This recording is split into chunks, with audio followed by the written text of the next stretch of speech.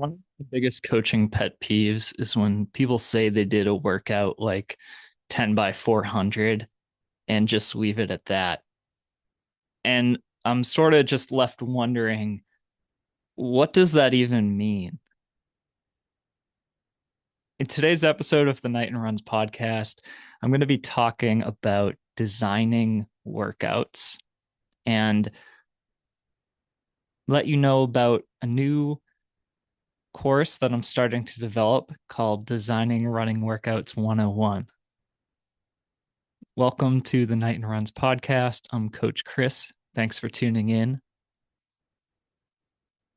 If you're new to the show, I want to encourage you to check out my marathon training book, Run Faster Marathons, which is available as a free audiobook download from my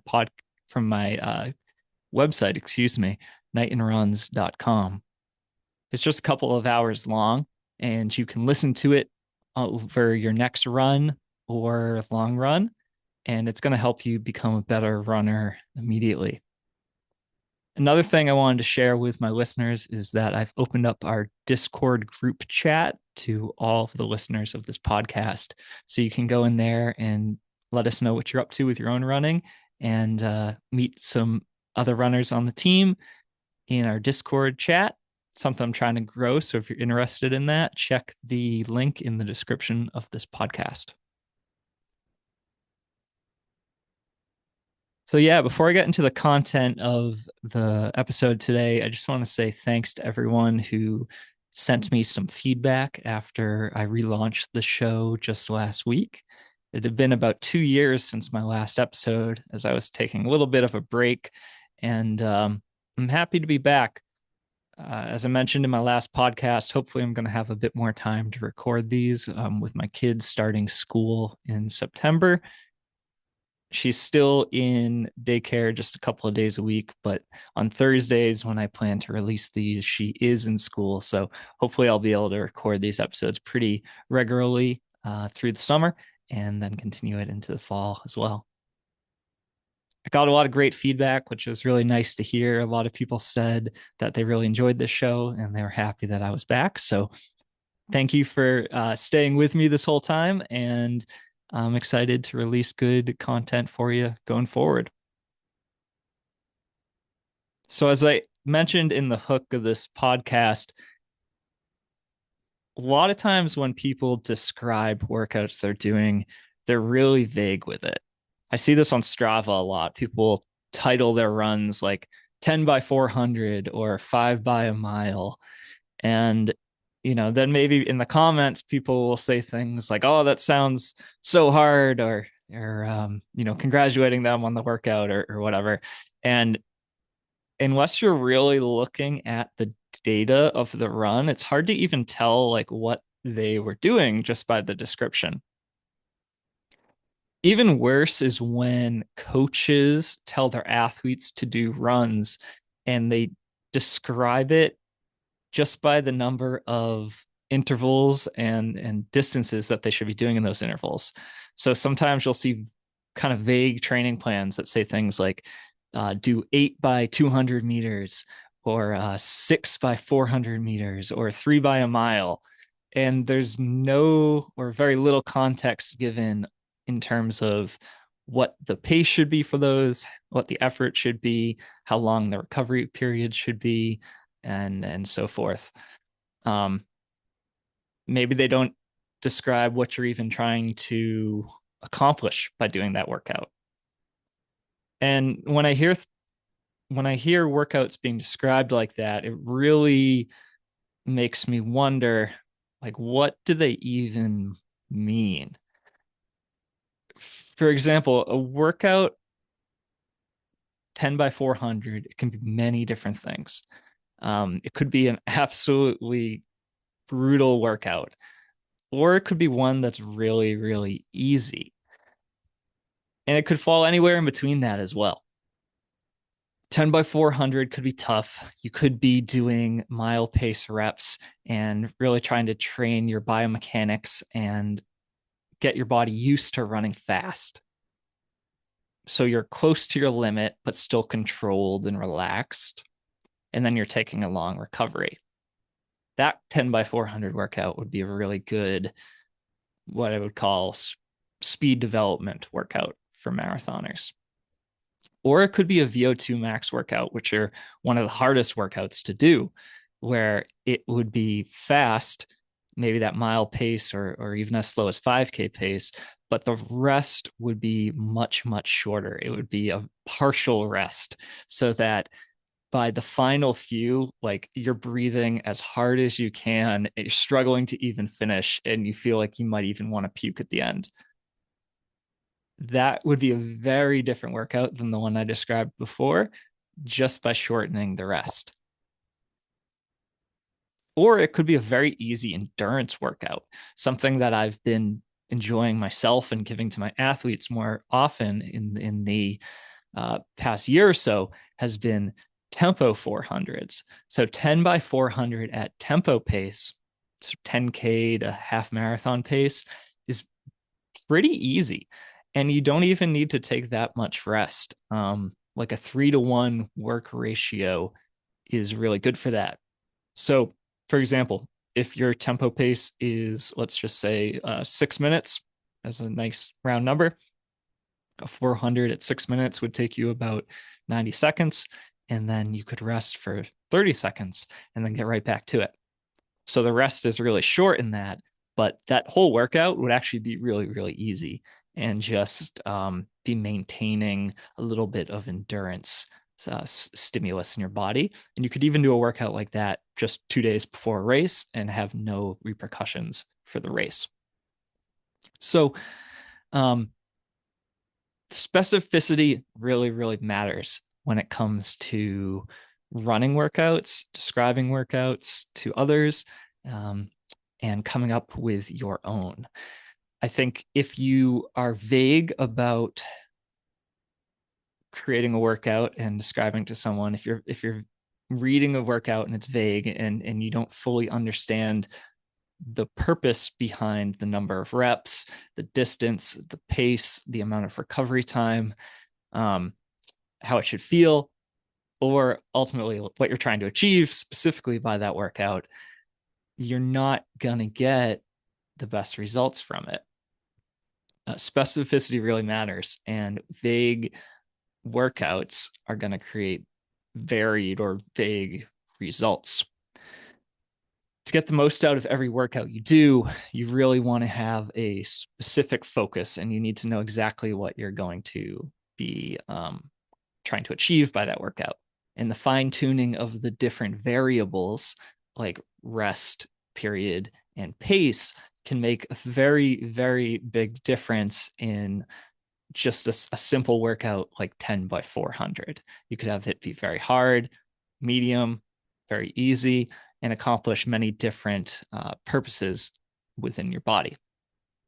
So, this is something that I think most people generally understand, that they want to be achieving certain purposes from specific purposes from a workout. But I think the knowledge of how to actually design a workout is not very well understood.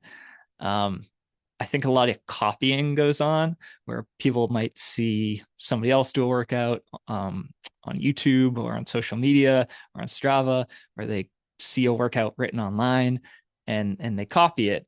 And maybe they have an idea like, oh, 400s are fast. That's good for track or speed. And mile repeats, that's good for you know, training your VO2 max, or 2 mile repeats, that's good for tempo, right?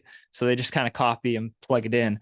But I think the knowledge of how to actually design these workouts and why the rest is what it is, why the distance is what it is, why the number of repetitions is what it is, how to scale workout up or down for a different athlete, all these things are not very well understood, certainly within the athlete community, which points to one of the important reasons for having a coach, but I think also within the coaching community as well. Um, One thing I've just kind of realized from interacting with a lot of coaches is I have an engineering background and sort of a math mind, I think I have a better understanding on how to develop these workouts from a mathematical perspective than I think a lot of newer coaches at least certainly do. So I'm going to be putting together a course, tentatively calling it Designing Running Workouts 101. And I'm going to be talking a bit about it here on the podcast and slowly releasing bits and pieces of it here on the show and on my email list over the next month or so as I work to build this course. But I think when it's all said and done and released, if you're interested in taking it, it's something you can sign up for. It'll be an online course, and you can really learn the ins and outs on how to design a workout from the ground up and fully understand every component of that workout and have a specific rationale for why everything in that workout is the way it is. And that's really, really valuable, whether you're an athlete and certainly if you're a coach. Workout design matters a lot. And really, there's four main types of workouts that we do.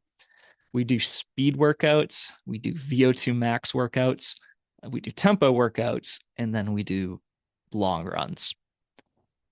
In between those types of runs, we're basically doing recovery runs, or if we're not doing workouts in a given period of time, we're just doing easy runs, base mileage.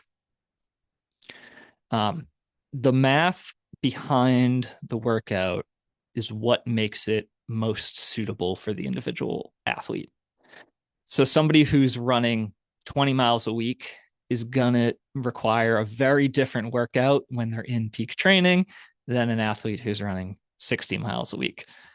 And it's not always just as simple as they do 3 times as much work in the workout because they're running 3 times as much per week. But if you think that, then at least you're kind of thinking down the right track. One thing I sometimes see is coaches giving workouts to lower mileage athletes that I think are not necessarily suited to them, because that workout would be much more appropriate for someone running a higher mileage, for example. And you want to know how the workouts fit into the training week. So of those types of workouts I described, tempo, VO2 max, speed, and long runs, they all have different impacts on the body, and they have a different amount of recovery time that's going to be required after doing them. To some degree, that can be controlled by adjusting the workload in the workout itself. But you want to make sure that the flow of your training week makes sense and that you're able to adequately recover, or make sure your athletes are adequately recovering before they go into their next hard session. This is an important thing to get right, and it's why the specificity of workouts is so important. Remember that training to improve as an athlete is all about stressing yourself out to a certain amount so that you basically challenge your body, you get sore from that. Then your body thinks, wow, that was tough. I need to recover and be stronger for the next session.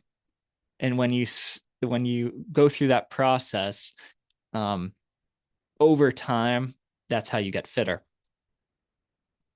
People who train too hard, they go really hard in a workout, or their coach gives them a workout that's hard.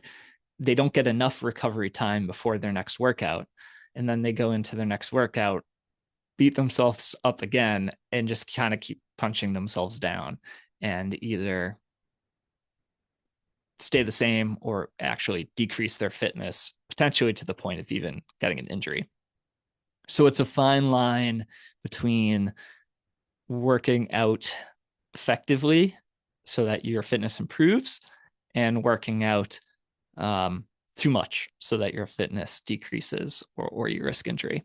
That's another reason why designing running workouts appropriately to the athlete is so important. What else do we want to know? So, a few questions that you can ask yourself when it comes to how well you understand workouts. So, I mentioned before, vague workouts are going to create dubious results, and the specificity matters. So, any workout you do, or any workout you create or assign to an athlete, you should understand these questions. So, the first question: do you know the specific purpose of the workout?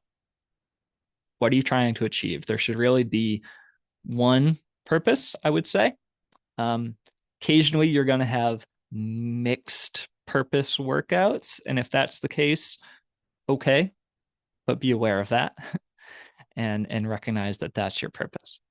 Um, Generally, though, workouts are going to target one aspect primarily of someone's fitness. The other thing, what are you trying to achieve by this?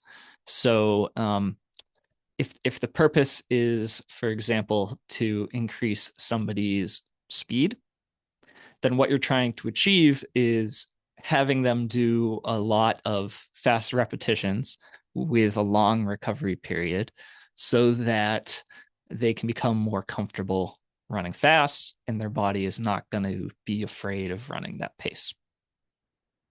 You want to be able to explain this to yourself or to somebody who might ask you.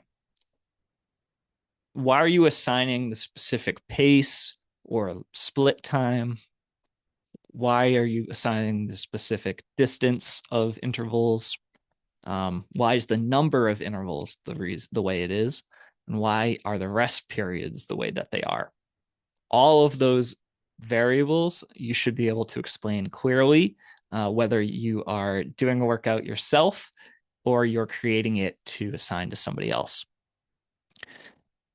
And do you know enough? Do you have enough mastery over this workout's purpose and structure so that you can modify it on the fly if you need to?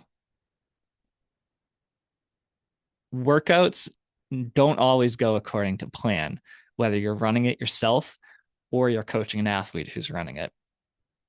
If you have a strong mastery over the purpose of this workout and understanding of yourself or your athlete, you can on the fly modify a workout, extend the rest, reduce the number of repetitions, change the pace, perhaps change it in a different way, such that you're maintaining the integrity of the workout and you're going to get the point of it, but adjusting to the conditions of the day.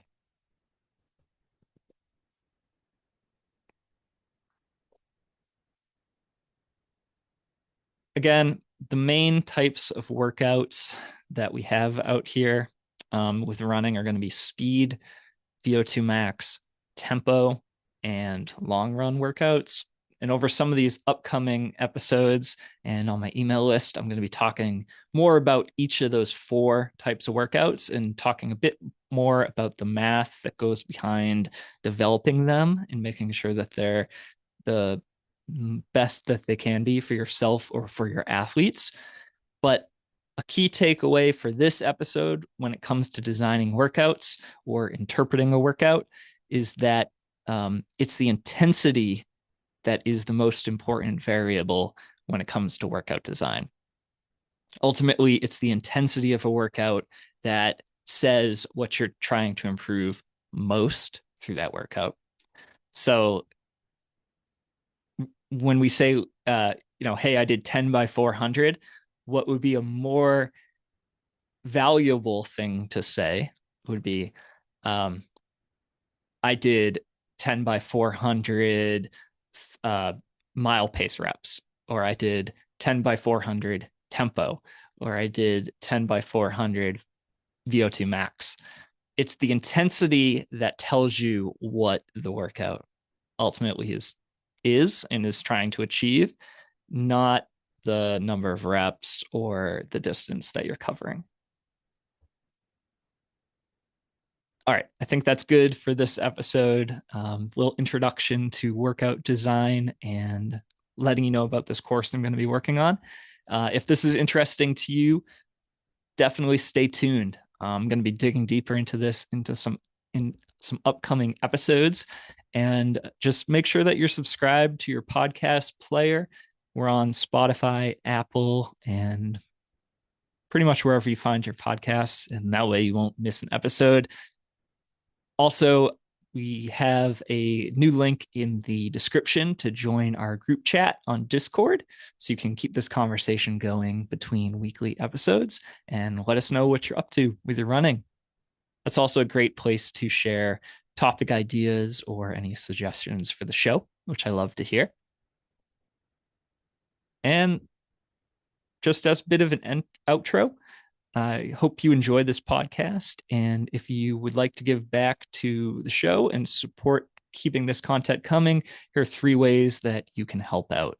So, number one, also bringing back the Patreon page where folks can pledge monetary support to keep the content going for this show. You can become a super fan by just donating a few dollars a month. And by doing that, you'll get priority to have any of your questions answered on the show that you would like. If you're not in a place where you can or want to support the podcast monetarily, a great way to help out is to just leave a review on your podcast platform. So Apple and Spotify, you can leave a review, however many stars you think is appropriate, and a few words that really helps share it with other folks who might benefit from this show. And especially with me relaunching the podcast, I think that would probably help in the players to push this out there to new folks.